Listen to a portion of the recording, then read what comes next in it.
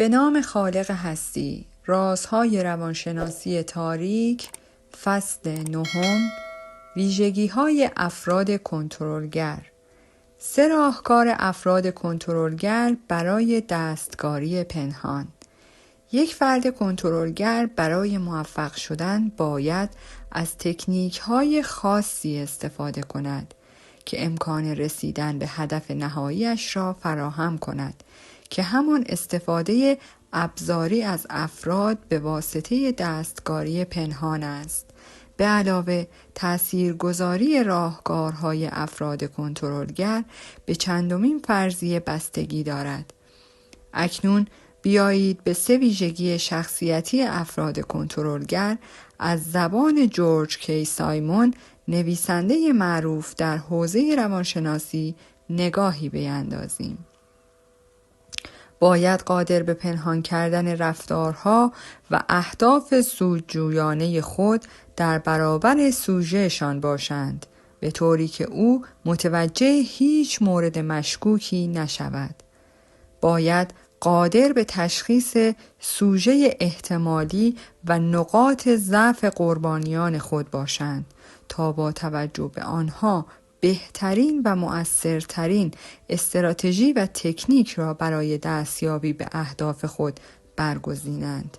باید همیشه راهی برای فرار و مصونیت از مجازات در برابر احتمالات برخاسته از آسیب دیدگی سوژه، چه جسمانی و چه روانی، در چنته داشته باشند. اولین نکته این است که کنترلگر باید قادر به پنهان کردن افکار خود از دیگران و داشتن رفتاری معمولی و مطابق عرف باشد. کسانی که طعمه افراد کنترلگر می شوند عموماً از تفاوت این افراد با سایرین اطلاعی ندارند. کنترلگر در لباس فردی خوب ظاهر می شود و همچنین دوستی صمیمی با شما رفتار کرده و حتی در موارد خاصی از شما حمایت و پشتیبانی هم می کند. پس هیچ یک از این رفتارها را نمیتوان در وهله اول آشنایی با افراد بی‌غرض تلقی کرد. این روند به گونه‌ای پیش می رود که وقتی سوژه از مسئله مطلع می شود دیر شده و در آن مرحله فرد کنترلگر اطلاعات مناسب و کافی از سوژه در اختیار دارد که او را مجبور به ادامه روند کند. دومین نکته این است که کنترلگر باید توانایی دستیابی به نقاط ضعف سوژه‌های احتمالی و قربانیان خود را داشته باشد. این مسئله به آنان کمک خواهد کرد که به روش‌های مناسب برای برتری جستن به سوژه و به دست گرفتن کنترل او دست یابند. گاهی اوقات کنترلگرها تنها با زیر نظر گرفتن رفتارها و اعمال دیگران قادر به تشخیص نقاط ضعف آنان خواهند بود، اما گاهی اوقات نیز برای تکمیل کردن اطلاعات خود نیاز به داشتن رابطه شخصی با فرد مورد نظر خواهند داشت. سومین نکته این است که کنترلگر باید نسبت به قربانیان خود بی‌رحم باشد. این مسئله بدان معناست که نباید اجازه دهد وجدان یا احساساتش در ماجرا دخیل شده و پس از جمع‌آوری کردن اطلاعات کافی به شک بیفتد که آیا انجام چنین کاری در حق فرد سوژه‌اش عادلانه است یا خیر. این مسئله تنها زمانی رخ می‌دهد که کنترلگر درجاتی از رابطه عاطفی با سوژه خود برقرار کرده باشد و یا آن فرد از دوستانی باشد که برای او اهمیت داشته است. به طور معمول کنترلگرها تا وقتی که به هدف خود چه جسمی چه عاطفی دست یابند اهمیتی به سوژهشان یا این که در انتها چه بلایی بر سر آنها و زندگیشان می آید نخواهند داد. نشانه های یک شریک زندگی یا همسر کنترلگر. اگر شریک زندگی شما کنترلگر باشد، اصول دستکاری عاطفی پنهان را به گونه‌ای در رفتارهای شخصی خود بروز خواهد داد. اگر کسی در رابطه‌ای باشد که شریکش مدام در حال تلاش برای کنترل کردن اوست، آشکارا از این مسئله رنجیده خاطر شده و دنبال راهکاری برای رهایی از این مسئله خواهد بود. اغلب وقتی یکی از طرفین زندگی شخصیت کنترلگر دارد، تلاش می کند تا تأثیرات مد نظر خود را به مخفی ترین حالت ممکن به طرف مقابل خود بگذارد. همسران این افراد بدون اینکه متوجه باشند دستکاری عاطفی پنهان را تجربه خواهند کرد و در نهایت احساسی مبنی بر نارضایتی از زندگی خواهند داشت. این مسئله این برتری را به طرف کنترلگر خواهد داد که بدون نگرانی از برملا شدن کارهایش و یا ترس از شکست به دستکاری عاطفی خود ادامه دهد. دروغ گفتن صرف نظر از هدف نهایی کاری است که این افراد در آن متخصص بوده و همیشه برای دستیابی به خواسته هایشان از آن بهره می جویند. انواع مختلفی از دروغ وجود دارد که افراد کنترلگر می توانند برای دستیابی به اهداف نهایی خود از آنها بهره ببرند. یکی از این انواع گفتن دروغ محض است. برخی دیگر از شیوه های دروغگویی شامل حذف برخی از اطلاعات یا بخش‌هایی از حقایق است. علت فریبکار بودن کنترلگرها آن است که آنها می‌دانند به واسطه دروغ می‌توانند کار خود را راحت‌تر پیش برده و آسان‌تر به اهداف خود دست یابند. پس شنیدن دروغ، حتی دروغ‌های کوچک از طرف مقابل خود را به مثابه زنگ خطر بدانید. علت دروغ گفتن افراد کنترلگر آن است که احتمال دارد در صورت بیان حقیقت حمایت دریافتی از سمت طرف مقابل را از دست بدهد و این امر در ضدیت کامل با تمام اهداف افراد کنترلگر قرار دارد. در حقیقت کنترلگر دروغ میگوید تا طرف مقابل را به انجام کاری برای خود مجاب کند و اصولاً وقتی فرد سوژه به دروغ بودن مطلب پی ببرد دیگر خیلی دیر شده است. پس باز هم ضرری به فرد کنترلگر وارد نمی شود. البته در این روشه به خصوص هم می توان بخش بیشتری از حقیقت را بیان کرد. تنها کاری که نیاز از فرد کنترلگر انجام دهد حذف یک سری اطلاعات است که در صورت بیان ممکن است سوژه را ناراحت کرده و یا در روند پیشبرد کار خللی ایجاد کند. اما به هر حال این عمل نیز دروغ محسوب می شود و خطرش به اندازه دادن اطلاعات کاملا غلط است و در صورت برملا شدن حتی ممکن است باعث شود که سوژه اعتماد خود به تمامی حرفهای فرد کنترلگر را از دست داده و همه چیز را دروغ تلقی کند. باجخواهی عاطفی. شریک زندگی کنترلگر ممکن است از شیوهی از دستکاری عاطفی به نام باجخواهی عاطفی بهره ببرد. کنترلگر باید تلاش به ایجاد احساس گناه یا دلسوزی در سوژه خود کند. این دو احساس عموماً به قدر کافی قوی هستند که سوژه را وادار به پیروی و انجام خواسته فرد کنترلگر کند. فرد کنترلگر با برانگیختن حس دلسوزی یا احساس گناه قادر به سوء استفاده از سوژه خود و یا وادار کردن به همکاری در مسیر رسیدن به خواسته های خود خواهد بود. عموماً فرد کنترلگر احساس دلسوزی یا حس گناه را به صورت اغراق شده‌ای در فرد سوژه ایجاد می کند تا بسته به شرایط مختلف سوژه نیز بیشتر و سریعتر با او همکاری کند. چگونه تشخیص دهیم که تحت دستکاری عاطفی قرار گرفته ایم؟ وقتی هدف دستکاری عاطفی قرار بگیرید، احساس ترس، تعهد و گناه خواهید داشت. این 3 احساس را به خاطر بسپارید. آنچه رخ می‌دهد این است که وقتی تحت دستکاری عاطفی قرار می‌گیرید، ذهن شروع به تحمیل اعمالی به شما خواهد کرد که خود علاقه‌ای به انجام آنها ندارید.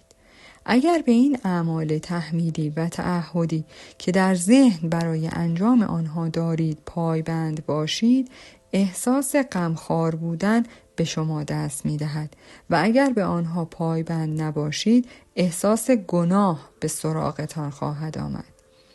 کنترلگر باعث ایجاد حس ترس در شما شده و ممکن است برای دستکاری عاطفی شما حتی دست به تهدید و اعمال خشونت بزند. اما مهمترین امر باز هم همان احساس گناهی است که متناوباً در شما ایجاد می کند. با اینکه افراد کنترلگر اغلب خود نقش قربانیان را بازی می کنند، اما حقیقت این است که مسبب تمام مشکلات خودشان هستند. فردی که سوژه افراد کنترلگری می شوند که مدام در حال بازی کردن نقش قربانیان هستند، مکرراً در حال تلاش است که به نحوی باعث از بین رفتن احساس گناه در فرد کنترلگر شود. سوژه چنین دستکاری‌های عاطفی همچنین نسبت به کنترلگر احساس مسئولیت کرده و برای نجات آنها از این احساس گناه هر کاری از دستشان بر بیاید برای آنها خواهند کرد. پدیده روانشناسی چراغ گاز یکی از متداولترین مفاهیمی است که برای اشاره به دستکاری‌های عاطفی از آن نام برده می شود. این پدیده به طور خلاصه باعث می شود که فرد به خودش، عقلش، ذهنیت و احساساتش شک کند. فرد کنترلگر قادر است شما را وارد کند که بپذیرید که عمل اشتباهی انجام داده اید، در حالی که شما اصلا نمیدانید چه عملی و چه اشتباهی از شما در حین مکالمه سر زده است.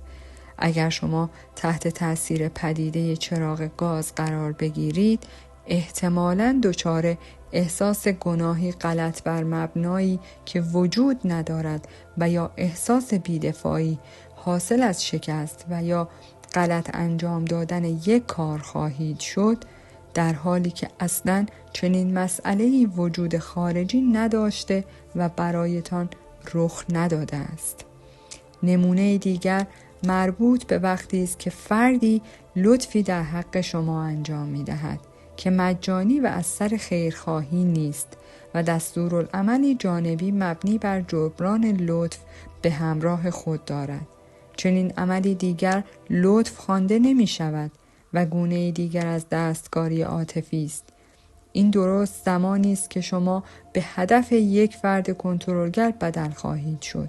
کنترلگر در ابتدا ممکن است بسیار حامیانه ظاهر شده و الطاف زیادی در حق سوژه مد نظر خود انجام دهد و به همین دلیل تشخیص این افراد برای مردم بسیار گیج کننده و ناممکن به نظر می رسد، چرا که در این رفتارها هیچ سنگ خطری را به صدا در نمی آورند.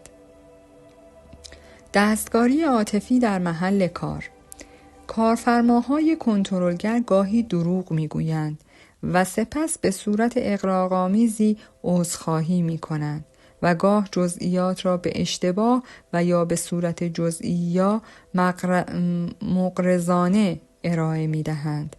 تلاش میکنند که با بروز رفتارها و عواطف منفی شما را مجبور به انجام کار مد نظر خود کنند. آنها امیدوارند که ترس شما از ایشان موجب فرمانبرداری شما شود. آنها تمایل دارند اظهارات انتقادی کرده و یا حرفهای تمسخرآمیزی نثار شما کنند و یا نظراتی دهند که موجب نمایان شدن کاستی‌های شما شود. وقتی نسبت به عملکرد شما بازخوردی از خود نشان می‌دهند، بر جنبه‌های منفی کار تمرکز کرده و سعی می‌کنند تلاش‌های شما را بی ارزش جلوه دهند. سپس جوری وانمود می‌کنند که انگار بابت این رفتارها احساس گناه می‌کنند و به این امید که باعث شوند شما شرایطشان را درک کرده و پس از دیدن پشیمانیشان بیشتر با رفتارهای این چنینیشان کنار بیایید. آنها برای اینکه به خواسته هایشان عمل کنید شما را احمق خطاب می کنند و مدام می گویند شما متوجه نیستید و یا یاد نمی گیرید که چطور باید کاری را درست انجام دهید.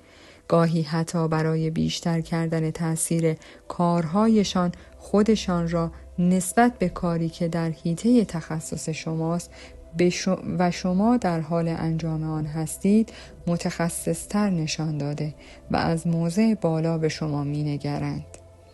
ذکر این نکته ضروری است که اجبار به انجام یک کار لزوماً به معنای این نیست که شما با یک کارفرمای کنترلگر طرف هستید، چرا که ممکن است برای هر یک از ما پیش بیاید که منافع و خواسته های خود را در برهنه به خصوصی مقدم بر منافع سایر افراد قرار داده و برای اطمینان از رسیدن به خواسته های خود از روش های دستکاری ذهنی استفاده کنیم.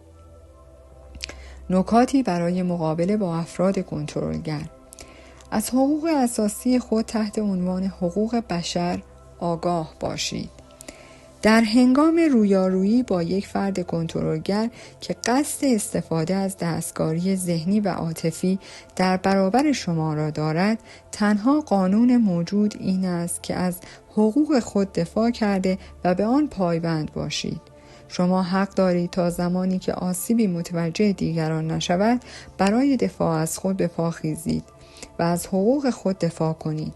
از سوی دیگر هم اگر کسی طی فرایندی به دیگران آسیبی وارد کند، حقوق اساسی که متوجه خود آن فرد است نقض می شود. گزیده ای از حقوق اساسی انسانها به شرح زیر است. این حق شماست که با شما درست و مناسب رفتار شود و به هر چه می خواهید اعتقاد داشته باشید. هر طور می خواهید فکر کنید و هر تصمیمی که می خواهید بگیرید. خودتان را در اولویت قرار دهید و در نهایت آنچه برایش هزینه کرده اید را دریافت کنید. مشخص است افراد زیادی در جامعه هستند که به حقوق دیگران احترام نمی‌گذارند. به طور کلی کنترلگرهای عاطفی می‌خواهند این حق را از شما سلب کنند تا بتوانند شما را مورد دستکاری قرار داده و از شما سوء استفاده کنند. فاصله خود را حفظ کنید. یکی از راه‌های تشخیص یک فرد کنترلگر این است که ببینید آیا در وضعیت‌های متفاوت و در برابر افراد مختلف رفتارهای متفاوتی دارد یا خیر. اکثر افرادی که با این خصیصه‌های اخلاقی زندگی می‌کنند تمایل به صفر و صدی بودن دارند، به گونه‌ای که گاهی نسبت به یک فرد با کمال محبت و احترام رفتار کرده و نسبت به فردی دیگر به بی‌ادبانه ترین و نامحترمانه ترین حالت ممکن واکنش نشان خواهند داد. صورت دیگر این قضیه نیز این است که در برابر یک فرد کاملا با آرامش و حتی بی‌دفاع و در برابر فردی دیگر خصمانه و خشونت‌آمیز رفتار می‌کنند. همانطور که قبلاً گفته شد، علل مختلفی برای دستکاری روانشناختی مدام وجود دارند و با هم متفاوتند. پس نمی‌توان گفت برای تشخیص یک فرد کنترلگر این سری الگوهای رفتاری همیشه صادق هستند. از سرزنش کردن خود بپرهیزید. از آنجایی که کنترلگرها سعی بر استفاده از نقاط ضعف شما دارند، طبیعی است که در برابر آنها احساس کنید که رفتارتان با آنها ناعادلانه بوده و یا حتی به خاطر جلب نشدن رضایتشان خودتان را سرزنش کنید. از سرزنش کردن خود و به گردن گرفتن تقصیر و شخصی سازی آن بپرهیزید. رابطه خود را با شخص مقابل پیش رویتان بیاورید و از خود بپرسید آیا با من با بی احترامی که لایقش هستم برخورد می شود؟ آیا معیارها و استانداردهای این شخص برای من مناسب است؟ آیا این رابطه حقیقتاً دو طرفه است؟ آیا من در این رابطه نسبت به خودم احساس بهتری دارم؟ پاسخ شما به این سوالات نکات مهمی را درباره وجود یا عدم وجود مشکل در رابطه تان برملا خواهد کرد. دوستی ها و روابط مسموم. منظور از بودن در یک دوستی یا رابطه مسموم چیست؟ دوستی یا رابطه مسموم به این معنی است که شما در یک رابطه یا دوستی ناسالم قرار دارید. این رابطه ممکن است با یکی از افراد فامیل، همکلاسی، همکار و یا حتی همسرتان باشد. ممکن است این رابطه با یکی از دوستانتان باشد. در این روابط عموماً شما نمی توانید پیوندی ثابت و سازنده با طرف مقابل برقرار کنید و این مسئله مدام موجب می شود که خودتان را زیر سوال ببرید. یکی از راه‌های تشخیص سمی بودن رابطه دریافت شواهدی مبنی بر دستکاری عاطفی و تله‌های منجر به ایجاد احساس گناه در شماست. این روابط عموماً طاقت فرسا و تحلیل برنده خواهند بود.